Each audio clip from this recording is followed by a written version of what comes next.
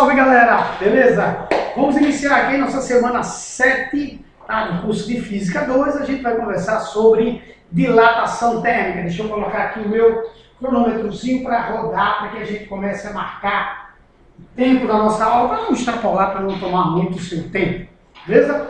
A gente vai falar sobre o fenômeno da dilatação térmica de sólidos e líquidos, tá bom? A dilatação térmica ocorre devido à busca por uma reacomodação que as moléculas fazem ao receberem ou perderem uma certa quantidade de energia. Você tem, por exemplo, um sólido como esse aqui, onde as suas moléculas vibram, estão vibrando essas moléculas.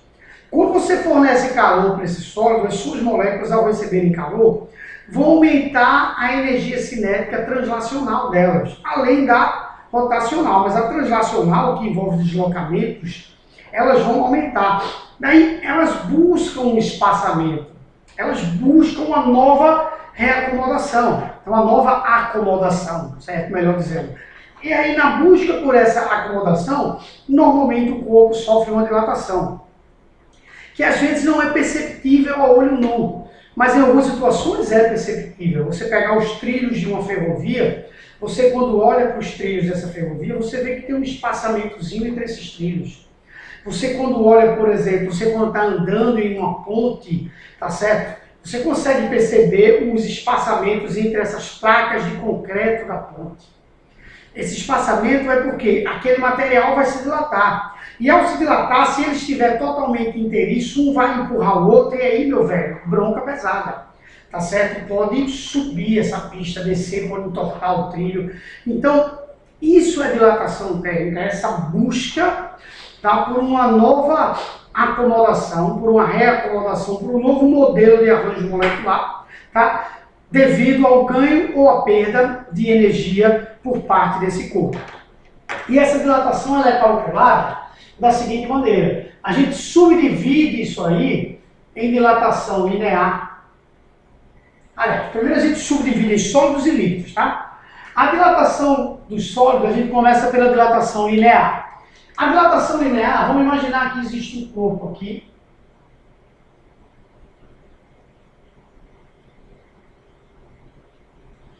que possua um certo comprimento L0. E eu vou fornecer calor para esse corpo, ele tem uma temperatura, ele esteja a uma temperatura T0. Na hora que eu fornecer calor para esse corpo vai se dilatar estruturalmente. Mas eu só vou querer estudar aqui, nesse momento, a dilatação que ele sofreu no comprimento. Tá certo? Mesmo sabendo que não existe só dilatar o comprimento, ele dilata como um todo, a gente vai pegar só o comprimento dele. E aí, quando a gente pega só o comprimento dele, ele vai atingir um comprimento final L, porque ele vai estar a uma certa temperatura final. Esse ΔL aqui representa a variação de comprimento que esse corpo terá. Essa variação de comprimento, ela será diretamente proporcional à variação de temperatura. Concorda? Esse é o símbolo de diretamente proporcional. Quanto maior for a variação de temperatura, significa que maior foi a quantidade de calor que eu forneci para que esse corpo atingisse essa temperatura. Então, maior tende a ser a dilatação dele. Essa dilatação de comprimento, essa variação de comprimento, também será diretamente proporcional ao comprimento inicial. É óbvio. Se eu tenho um corpo de comprimento inicial pequeno, ele tem menos moléculas que buscarão um novo arranjo. Tá certo? Então essa dilatação tende a ser menor do que se eu tiver um corpo grande. Quanto maior for o corpo, mais moléculas buscarão esse novo arranjo. Consequentemente, ele tende a se dilatar mais. Então não é difícil, não é um absurdo imaginar que o ΔL é diretamente proporcional a isso aqui. Então você enxerga que o ΔL é diretamente proporcional ao produto de L0 com ΔT. E aí a gente não trabalha na matemática com esse símbolo, a gente substitui isso por uma constante. E a constante que vai entrar aí, sabe qual é? É exatamente o material, porque se você parar para ver, é óbvio que o material vai influenciar. Como é que você vai trabalhar um arranjo molecular se você não considerar o material X ou o material Y? Será que qualquer material de comprimento tal que sofrer a mesma variação de temperatura vai ter a mesma variação de comprimento? Óbvio que não. Óbvio que um material, que a forma como o arranjo molecular desse material está ou é, tá certo? Vai influenciar no seu comprimento final, na sua variação de comprimento. Então a gente vai substituir isso aqui por um sinal de igualdade e por uma constante. Então a gente chega a essa equação aqui.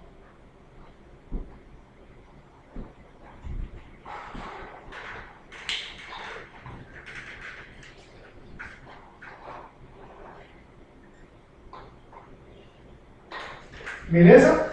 Delta L, L0, alfa, delta T, variação de comprimento. Comprimento inicial, alfa é o coeficiente de dilatação linear do material. O alfa a gente chama de coeficiente de dilatação linear do material, vezes o intervalo de tempo. Eu vou repetir. Variação de comprimento, comprimento inicial, alfa é o coeficiente de dilatação linear do material, vezes o intervalo, a variação de temperatura sofrida por esse corpo. Dessa forma eu encontro a variação de comprimento dele, sem esquecer que esse ΔL nada mais é do que o comprimento final menos o comprimento inicial. Deixa eu só fechar a porta aqui do estúdio para evitar que alguma pessoa entre. Ok, beleza. Perdão. Só para evitar que alguém entre, a gente seja pego de surpresa. Então, dessa forma a gente trabalha a dilatação linear. E não será diferente o raciocínio para a dilatação superficial. Superficial tem a ver com a área do corpo, tá? Nem para a dilatação volumétrica do sólido. A gente vai fazer pouquíssimas mudanças. Vamos a elas. Vamos lá.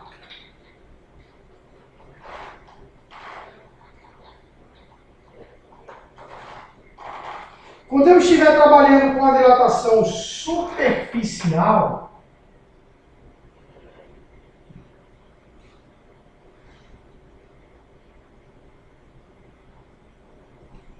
eu estarei trabalhando com a dilatação da área, com o aumento da área, com a variação da área de acordo com o aquecimento ou com o resfriamento do corpo. E aí, a gente tem que lembrar que a área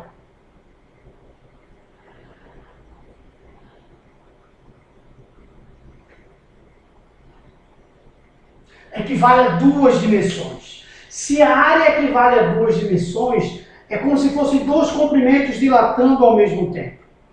Então a gente, quando for trabalhar a variação da área, se for para ficar com a área maior, exagerei, não é isso tudo, mas serve como parâmetro. Quando eu for encontrar a variação que esse corpo teve na área, eu trabalharei da seguinte maneira. Vamos lá. Mesma linha de raciocínio, sendo que aqui eu vou colocar 2 vezes alfa.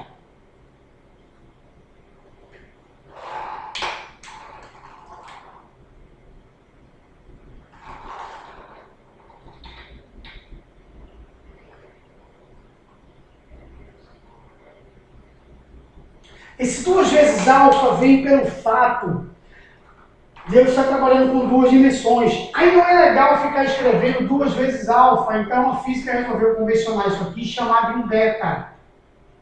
Esse betazinho, que vale 2 vezes alfa, é o chamado coeficiente de dilatação superficial do material.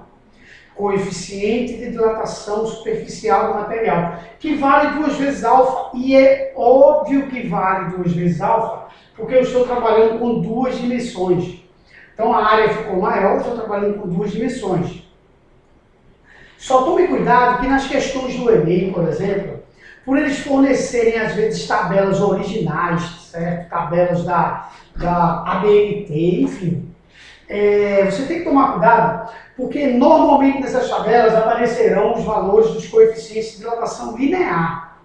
Então você tem que pegar esse valor e multiplicar por 2. Às vezes vocês não vão encontrar nas tabelas valores do coeficiente de dilatação superficial. É o coeficiente de dilatação linear do material. Aí você pega ele e multiplica por 2, tá?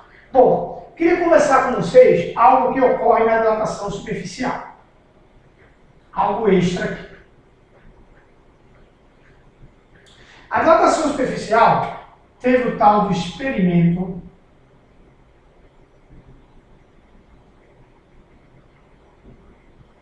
de Gravessan.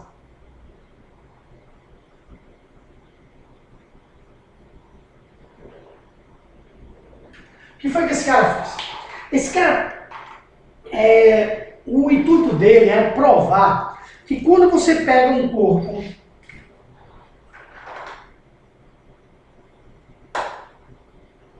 imagine que eu tenho uma chapa metálica aqui. O experimento dele não foi especificamente esse, mas era no intuito de provar isso aqui. Tá? Imagine que eu tenho uma chapa metálica aqui, feita de aço, por exemplo. Aço. E eu pego essa chapa metálica e faço um furo nela. Eu vou pegar essa chapa metálica e vou fazer um furo nela. Tá?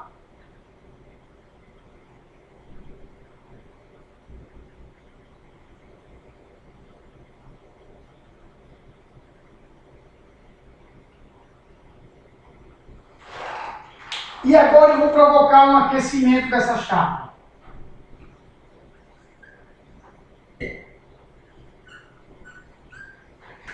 Gravessan provou que quando esse cara aqui é aquecido,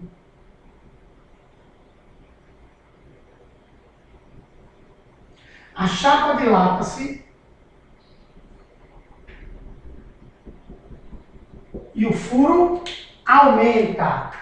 Há um aumento do furo. Tá? Não acho que é tão lógico assim, não. Na verdade, se você achar que é muito lógico, você não está entendendo bem dilatação ainda. Se você entender, tudo bem. Mas se você disser, pô, é muito lógico, então você não entendeu dilatação. Porque não é muito lógico. Porque se é uma busca por acomodação, as moléculas daqui de fora e as moléculas dessa outra periferia aqui, que está perto desse furo, que está na borda desse furo, elas vão buscar uma nova configuração. Então, as moléculas daqui tendem a ir para fora e as moléculas daqui tendem a buscar o espaço vazio para dentro. Vou repetir. As moléculas daqui tendem a ir para fora, tá? E as moléculas daqui tendem a ir para dentro. O problema é que a área disponibilizada para as moléculas que estão na borda aqui, nessa borda quadrada, por exemplo, é maior do que a área disponibilizada para essas moléculas aqui. Consequentemente, há um aumento para fora e há um encurtamento, há uma redução desse furo. Sendo que as forças, pense assim, as forças para fora são maiores do que as forças para dentro. Resultado, o furo vai aumentar. Esse furo vai acabar aumentando. Mas ele tendeu também a reduzir. Mas para fora, esse aumento foi maior do que para dentro. Então, o que vai ocorrer aqui? O furo vai aumentar na hora que você aquecer. E o mais importante é que quando você for calcular a variação de área do furo, aí é que o experimento foi importante. Você vai colocar a área inicial do furo, óbvio, tá? Vezes o coeficiente de dilatação. Agora pensa aqui. O furo, ele é feito de ar. Não tem nada, não tem material. Mas Gravessan provou que quando você for calcular, você vai colocar o material da chapa. Vê aqui, repara. Ele provou que na hora que os senhores e as senhoritas forem encontrar a dilatação diária do furo, os senhores e as senhoritas vão usar, na hora do coeficiente de dilatação, o coeficiente de dilatação do material, que no caso aqui foi o aço. Quer dizer, tem que ser o aço. É porque no meu exemplo tinha um aço, certo? Então, se a chapa for de cobre, você bota o cobre. Se a chapa for de alumínio, você coloca alumínio, enfim, do que ela for. Então ele conseguiu provar que você encontra a dilatação do furo usando como cálculo o coeficiente de dilatação do material. Aí é que você diz, pô, aí não é óbvio mesmo. Pois é, não é óbvio mesmo. Ele conseguiu provar experimentalmente que matematicamente isso vai funcionar. Tá? É como se esse furo ainda tivesse preenchido desse material. Tá certo? Então por isso que coube um experimento para que ele conseguisse provar isso daqui. Então toda vez que você pegar um material e aquecer um furo, esse material, esse corpo que tem um furo, o furo tende a se dilatar também. Beleza? Aí agora a gente vai para a dilatação volumétrica.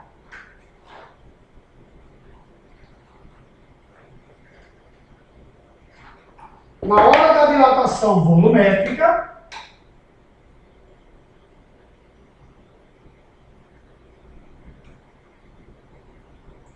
a gente tem a volumétrica dos sólidos e a volumétrica dos líquidos. Vamos começar com dos sólidos.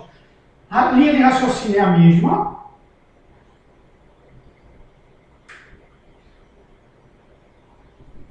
Primeiro dos sólidos, tá? Volume inicial ao ser aquecido.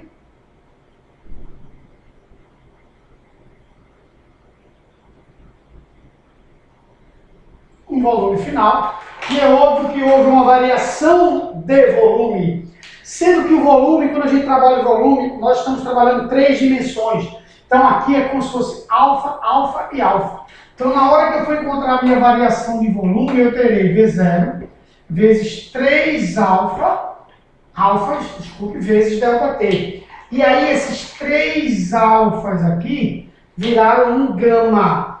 Então a minha equação vai ficar assim.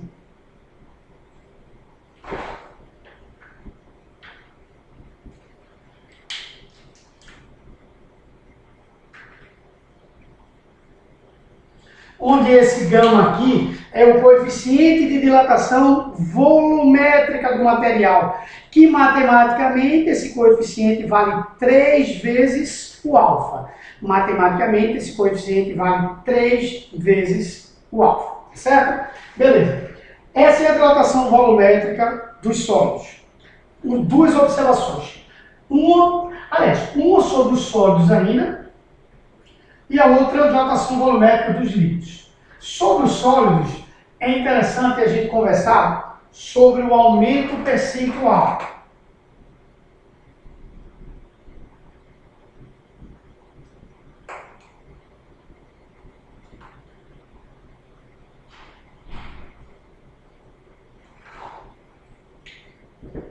Aumento percentual. Vamos trabalhar com os sólidos aqui, tá? Como é que é essa história de aumento percentual? É assim. Dá uma voltinha.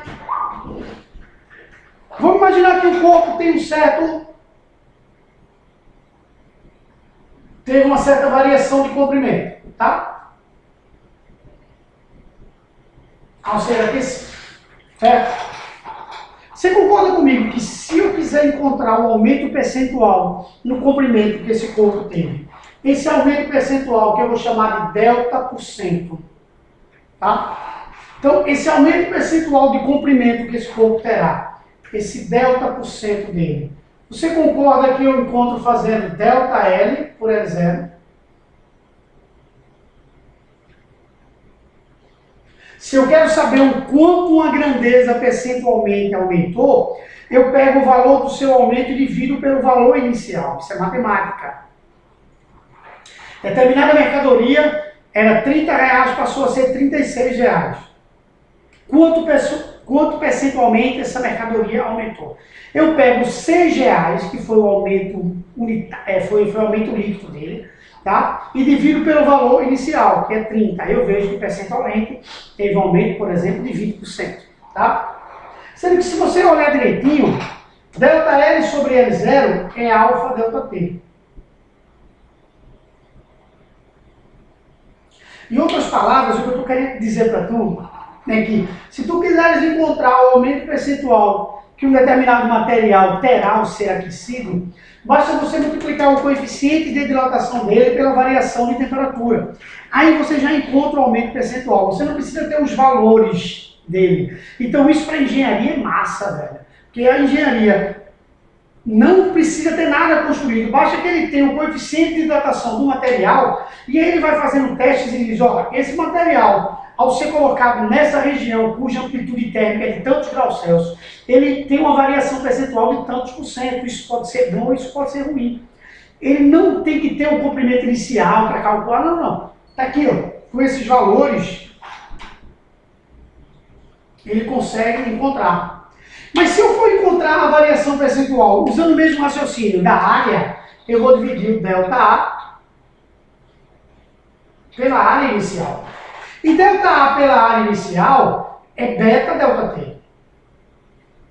Concorda? Sendo que beta vale quantos alfas?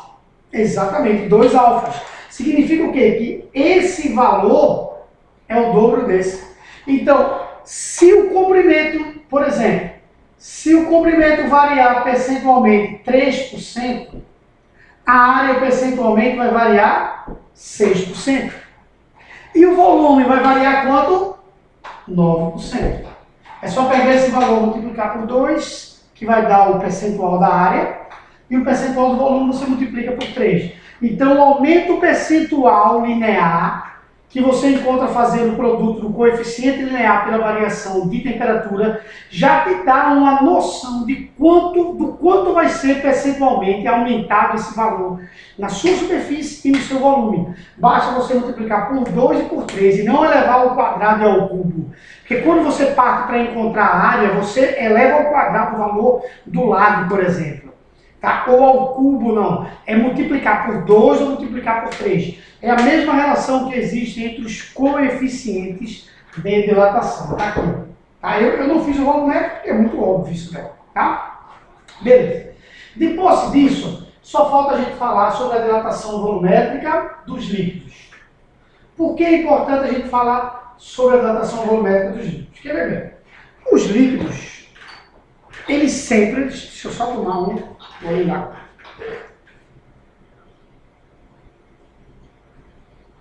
Os líquidos sempre estarão dentro de algum recipiente, cara, tá certo? Se eles sempre estão dentro de algum recipiente, quando você provocar o aquecimento de um líquido, fatalmente você vai estar aquecendo o recipiente.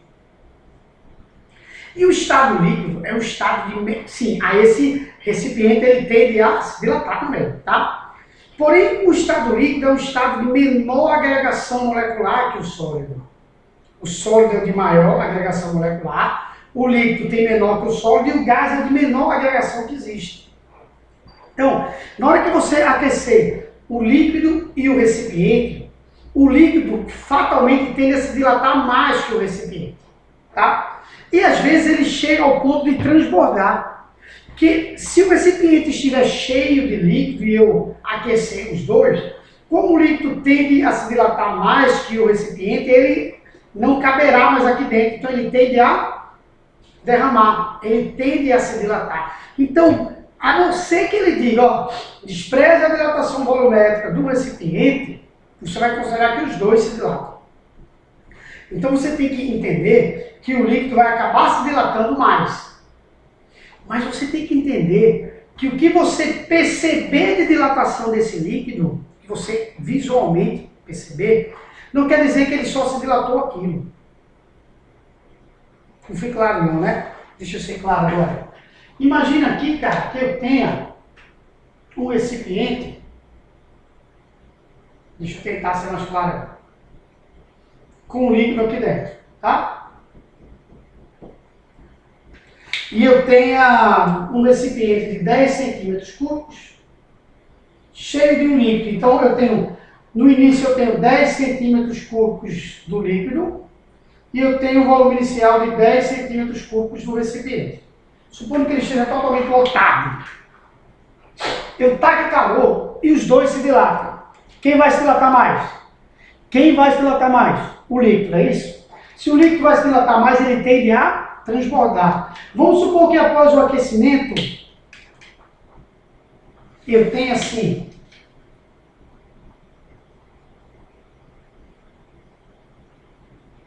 uma certa quantidade de líquido aqui, ó, transbordado. Vamos supor que eu tenha, vou exagerar, 1 centímetro cúbico de líquido aqui transbordado. Você vai olhar para esse 1 centímetro cúbico e pode erradamente pensar, bom, o meu líquido dilatou 1 centímetro cúbico. Não. O seu líquido dilatou 1 centímetro cúbico a mais que o recipiente. Isso aí é o que não coube mais do recipiente, porque o recipiente também se dilatou. Sacou? Isso aqui é o que a gente chama de dilatação volumétrica aparente. Essa dilatação volumétrica aparente, que é essa daqui, você pode calcular fazendo a dilatação real do líquido menos a dilatação do recipiente. Na verdade, o líquido se dilatou de 10, por exemplo, para 12. E o recipiente de 10 para 11. E aí não coube quanto? 1. Então, quando você faz um menos o outro, aí é que você encontra quanto foi que esse recipiente, quanto foi que esse líquido aparentemente se dilatou. Mas isso aqui não quer dizer que o líquido só se dilatou desse valor, não. É o que ele não se dilatou, é o que ele não coube mais dentro desse recipiente. Por isso que você faz um menos o outro. Isso não é uma equação, cara, isso é um raciocínio. Ah, César, mas se o recipiente tiver uma dilatação desprezível, beleza. A aparente vai ser igual à real. Ou, César, se na hora que eu subtrair os dois der o mesmo valor, esses dois se dilatarem no mesmo valor, então não vai ter aparente. Pode ser. Possa ser que ocorra isso daí, por que não? Quando você abastece o seu carro, por exemplo, tem um dispositivo que dispara a bomba e o frentista desse posto diz, ó, cara, disparou aqui, mas aí tu é pirangueiro pra caramba, vai, não, bota mais combustível aí, bota até o final. Pois é, disparou, o sensor acusou que disparou.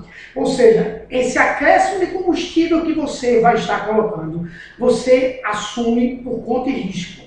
Porque a engenharia calculou e viu que tinha que deixar um espaçozinho, porque como o líquido se dilata mais que o recipiente, para que esse líquido, quando se dilatasse, ele não transbordasse. Se você colocou a mais do todo assim, o problema é seu. Tá? Você está assumindo o risco, porque a engenharia sabia que normalmente a dilatação real do líquido é maior que a do recipiente, então tende a transbordar alguma coisa. Então ele deixou um suspirozinho, que ele chama de suspiro, realmente não é esse. Mas aí se você quer colocar, você vai e coloca. Do mesmo jeito que seria muito legal para a gente, se a gente, por exemplo, pudesse comprar o combustível por massa. Se a gente comprasse combustível por massa, a gente não estaria comprando, por exemplo, um líquido dilatado. Não sei se tu já parou para ver que a maioria dos postos de gasolina, quando fazem promoção de combustível, eles fazem normalmente ao meio-dia, 1 da tarde. Você sabe por quê? Porque aquele combustível passou já a manhã toda recebendo calor. Então aquele combustível está um pouco mais dilatado. Então quando você compra esse combustível dilatado, você está pagando por X e recebendo um valor menor do que X. Porque aquele combustível vai voltar a uma temperatura normal. Quando ele voltar a uma temperatura normal, você vai ver que não tinha tudo aquilo, mas tu pagou por isso. É pouca coisa para um consumidor, para o dono desse posto, é um lucro legal. Teve uma época que, numa determinada região do país, que eu não vou citar aqui, tinha uma máfia que aquecia o combustível dentro da bomba. Então esse combustível ele já era vendido dilatado, ele já era vendido a uma temperatura maior. Consequentemente, os caras estavam ganhando pra caramba. Porque não era um aquecimento normal por causa do ambiente, não, era algo forçado. Além de ser perigoso, é porque tu está provocando o aquecimento de um combustível. Putz, loucura, mas os caras ganhavam grana pra caramba, aí foi descoberto. Graças a Deus, e o pessoal dessa região se livrou, mas por aí você tira como a máfia funciona. Então isso é dilatação térmica de sólidos e líquidos. Beleza? Entenderam direitinho? Acho que deu para dar uma base para você assistir o restante da aula, além de assistir a aula presencial. Deixa eu tomar só um gole d'água para a gente começar. Os nossos exercícios. Vamos lá. Primeira questão. Uma rampa para saltos de asa delta é construída de acordo com o esquema que se segue. A pilastra de sustentação 2 tem a 0 graus Celsius comprimento 3 vezes maior que a pilastra de sustentação 1. Então a pilastra 2 tem a 0 graus Celsius comprimento 3 vezes maior que a 1. Os coeficientes de dilatação 1 e 2 são respectivamente α1 e α2. Para que a rampa mantenha a mesma inclinação a qualquer temperatura, é necessário que a relação entre α1 e α2 seja qual? Presta atenção. Presta atenção. Ele quer que essa rampa não mude a inclinação dela. Para que essa rampa aqui não mude a inclinação, essas duas dilatações das duas barras não podem ser diferentes. Porque se uma barra dilatar mais que a outra, vai inclinar ou mais para cima ou mais para baixo. Então, as dilatações dessas duas barras têm que ser as mesmas. Mas elas não têm comprimentos iniciais iguais. O comprimento da 2 é 3 vezes maior que a 1. Então, ó, vamos lá. Você quer que as duas barras tenham a mesma variação de comprimento, mas elas não têm o mesmo comprimento inicial. Bora lá, variação de comprimento é o comprimento inicial, o alfa e o delta T.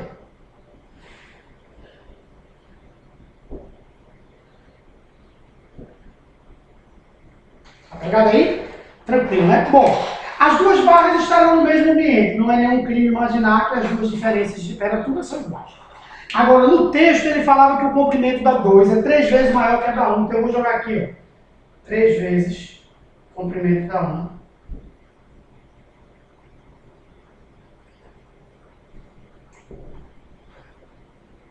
Olha só. Então, ó, não sei como ele escreveu, mas ele escreveu, ó, tem uma alternativa que é alfa 1 é 3, alfa 2, então é essa alternativa que a gente vai botar. Alfa 1, 3 vezes. Então, para compensar o fato do comprimento da 2 ser 3 vezes maior, você coloca o coeficiente da 1 3 vezes maior. Uma tem maior comprimento, a outra tem maior coeficiente. Como os dois são diretamente proporcionais à variação de comprimento, você acaba compensando em matemática e fisicamente essa rampa vai permanecer sempre com a mesma inclinação. Tá bom? Beleza. Segunda questão. Se duas barras, uma de alumínio, coeficiente de dilatação térmica, que saiu estranho esse termo aí, 2,3 vezes 10 a menos 5, e outra de aço, cujo coeficiente de dilatação térmica, L2 maior que L1, é 1,10 vezes 10 a menos 5, apresenta uma diferença entre seus comprimentos a 0 graus Celsius de 1000 milímetros, e essa diferença se mantém constante com a variação de temperatura, podemos concluir que os comprimentos de L1 e L2 são a 0 graus Celsius quanto? Bom, ele quer os comprimentos iniciais dessas barras, mas eles dizem que a diferença entre seus comprimentos permanece constante com uma determinada variação de temperatura que ele não deu. Tá? Ele não deu, vou pegar aqui, tá, a variação de temperatura. Mas ele diz que a variação entre seus comprimentos é sempre de 1000 milímetros. Então eles vão ter sempre a mesma variação de comprimento. Significa o quê? Deixa eu apagar aqui.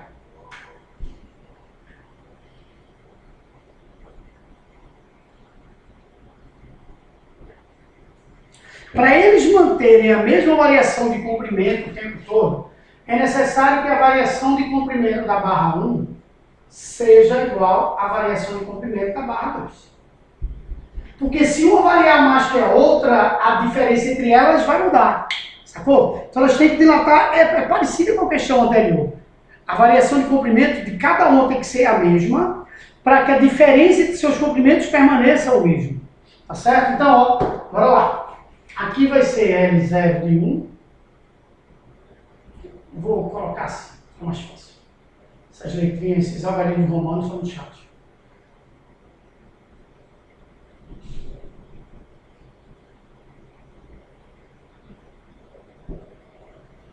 Opa.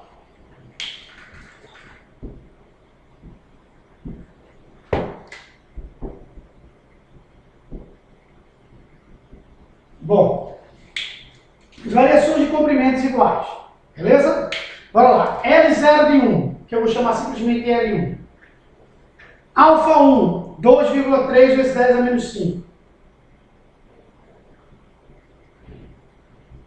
Igual, L2, alfa 2, 1,1 vezes 10 a menos 5.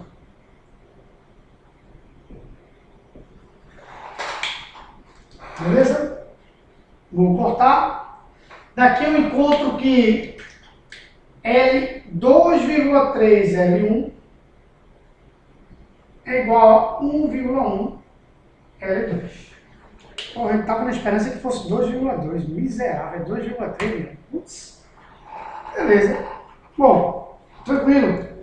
Tranquilo não, é o número chato da gota, né? Então vamos colocar aqui L1, tranquilo, diabo. Que L2 é 2,3 L1 sobre 1,1. Ou seja, L2 sobre L1 é 2,3 dividido por 1,1. Tá certo? L2 sobre L1 é 2,3. Deixa eu fazer 2,3 por 1,1.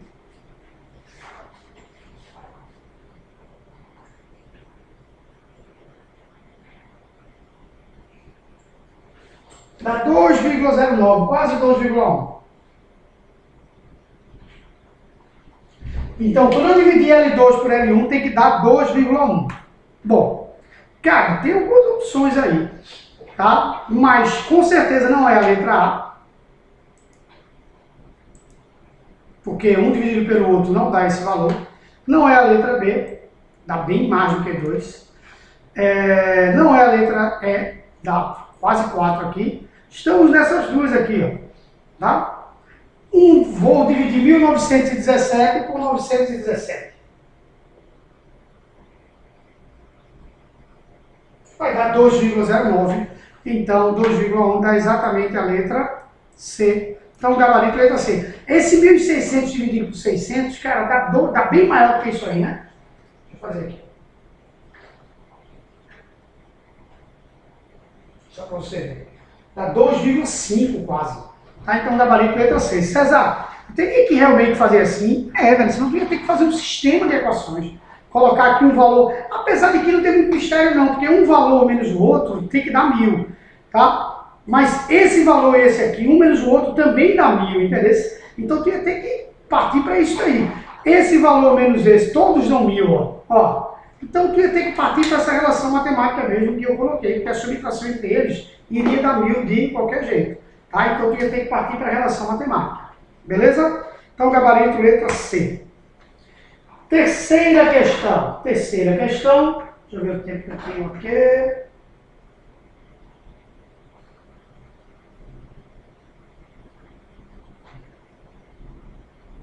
Cadê o tempo aí? Aqui. Beleza. Uma barra de alumínio, inicialmente a 20 graus Celsius, tem nessa temperatura uma densidade linear de massa igual a 2,8 vezes 10 a menos 3 gramas por milímetro. A barra aquecida sofreu uma variação de comprimento de 3 milímetros. Sabendo que o alumínio tem coeficiente de dilatação linear térmica 2,4 vezes 10 a menos 5 graus Celsius menos 1, e seu calor específico é 0,2, calcule a quantidade de calor absorvida pela barra. Não é mistério não, tá? Ele misturou um pouquinho aí, mas na hora que ele dá essa densidade linear de massa e dá a variação de comprimento, a gente consegue desenrolar as coisas aí. Bora lá. Vê bem. Ele deu a densidade linear de massa, cujo símbolo é esse daqui. Acho que não sabiam. Densidade linear de massa é 2,8 gramas. 2,8 vezes 10 a menos 3 gramas por milímetro. Beleza? Bom, significa que se eu considerar uma massa de 2,8 vezes 10 a menos 3 gramas para esse corpo, é só eu considerar que o tamanho dele é de 1 milímetro. Eu matei a minha questão. Beleza? Beleza aí? Tranquilo, né? Tá.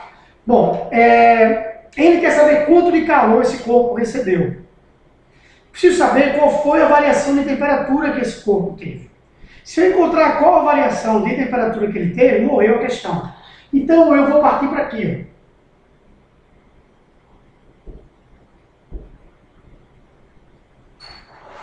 Ele pode olhar que ele me deu a variação de comprimento, ó, 3 milímetros.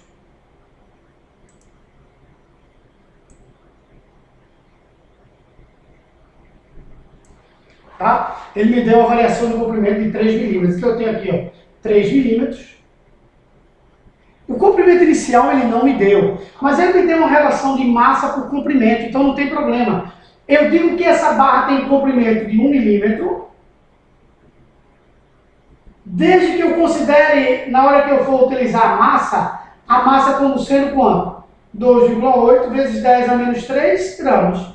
não tem problema nenhum. Porque não é uma relação matemática. Se o comprimento da barra for 2, aqui é o dobro. Se for 3, aqui é o triplo. Enfim, basta que eu utilize isso daqui. Então eu vou dizer que o comprimento inicial dela é 1. Não tem problema nenhum.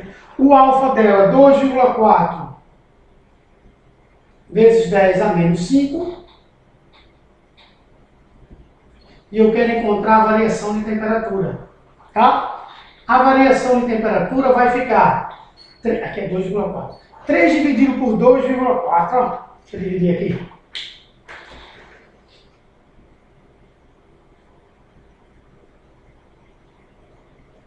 Dá 1,25. Então aqui vai dar 1,25 vezes 10 a quinta. Tá muito estúpido esse valor? Tá muito estúpido, mas é porque eu considerei, cara, uma barra pequena tem uma baita dilatação. Não muda em nada a minha vida. Agora eu vou partir, ó, para que macete.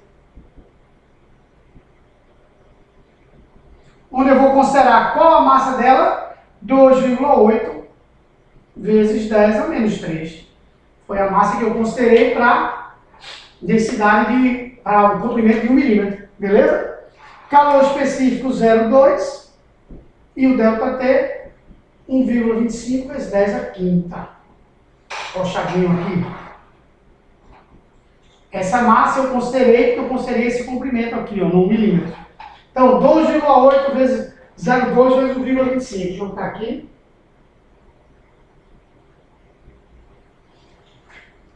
Tudo isso aqui vai dar 0,7 vezes 10 ao quadrado. 0,7 vezes 10 ao quadrado dá exatamente 70 calorias. Então, 70 calorias. Beleza? Artifício massa para resolver, né? Vendo você? São as artimanhas da matemática. Quarta questão. Um recipiente de vidro cujas paredes são finas contém glicerina. O conjunto se encontra a 20 graus Celsius. O coeficiente de dilatação linear do vidro é 27 vezes 10 a menos 3. E de dilatação volumétrica da glicerina é 5 vezes 10 a menos 4. Se a temperatura se elevar para 60 graus Celsius, pode-se afirmar que o nível de glicerina no recipiente. O que é que vai ocorrer com o nível de glicerina do recipiente na hora que essa temperatura se elevar até 20 graus Celsius, até 60 graus Celsius? Bom, vamos dar uma olhada.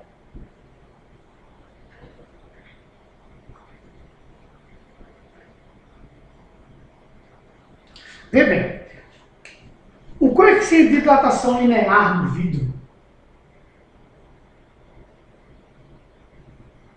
é 27 vezes 10 a menos 6. Quando eu multiplicar por 3, eu terei o gama do vidro. 27 vezes 3, 81 vezes 10 a menos 6. Tá? Que é a mesma coisa de 0,81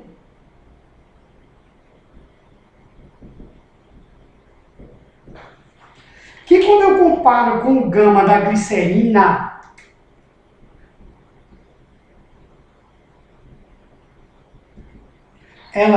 ele é 5 vezes 10 a menos 4.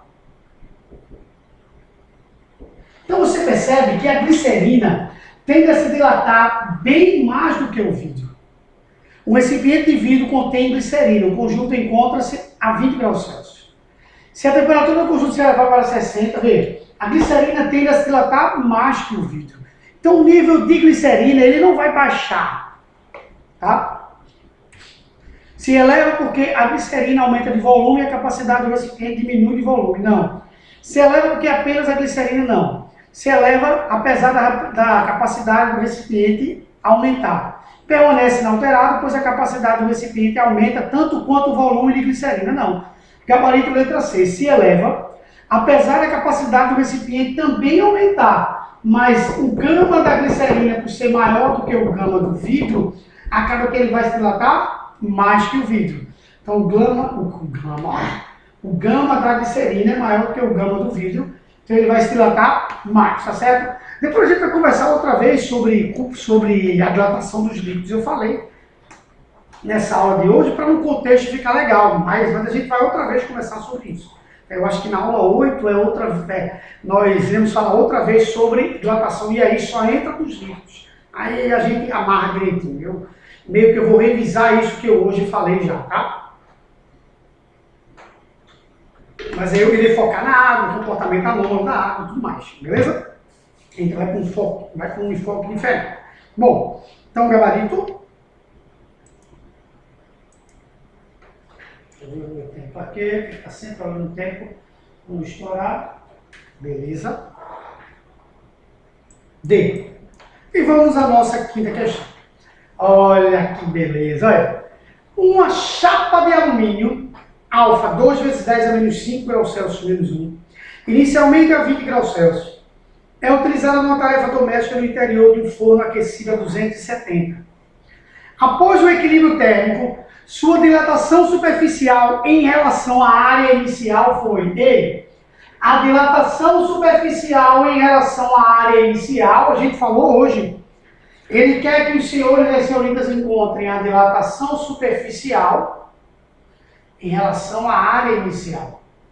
Isso aqui foi o que a gente chamou de aumento percentual.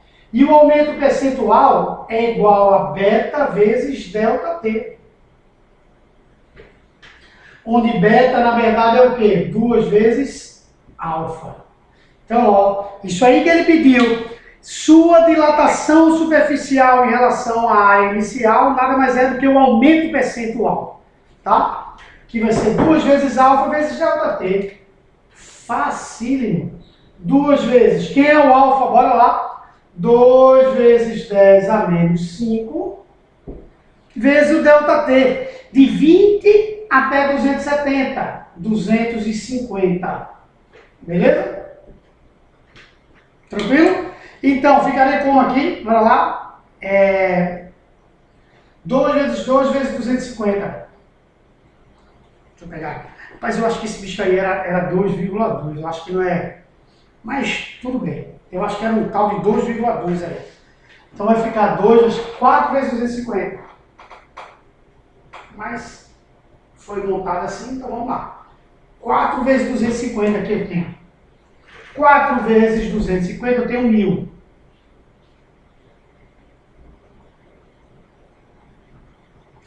Mil vezes 10 a menos 5 dá 1, 2, 3. Então dá 1 vezes 10 a menos 2. Tá? 1 vezes, ó, veja que aqui então era 2,2, não era 2 não. Esse aqui era 2,2, eu tenho quase certeza. Que aí ele entrando como 2,2, isso aqui ia dar 1100. Pode colocar. Pode alterar aí. Lembra? Veja que não vai bater então esse gabarito. Então aqui é 2,2. Que aqui vai ficar como 1100. Tá? Esse 1100 vezes 10 a menos 5 dá 1,1 vezes 10 a menos 2. 10 a menos 2 é dividir por 100. 1,1 dividido por 100 é 1,1%. E aí bate certinho a letra B. Podem colocar. Então aqui é 2,2. Coeficiente de dilatação linear da chapa de alumínio é 2,2, não 2. Vai ficar 2 vezes 2,2, que dá vezes 250, vai dar 500, 1100. 1100 vezes 10 a menos 5, eu volto 1, 2, 3. Fica 1,1 vezes 10 a menos 2. Multiplicar por 10 a menos 2 é a mesma coisa de dividir por 100. 1,1 dividido por 100 é 1,1%. Tranquilo? Beleza? Então, ó, beijão no teu coração. Até a próxima. Tchau, tchau.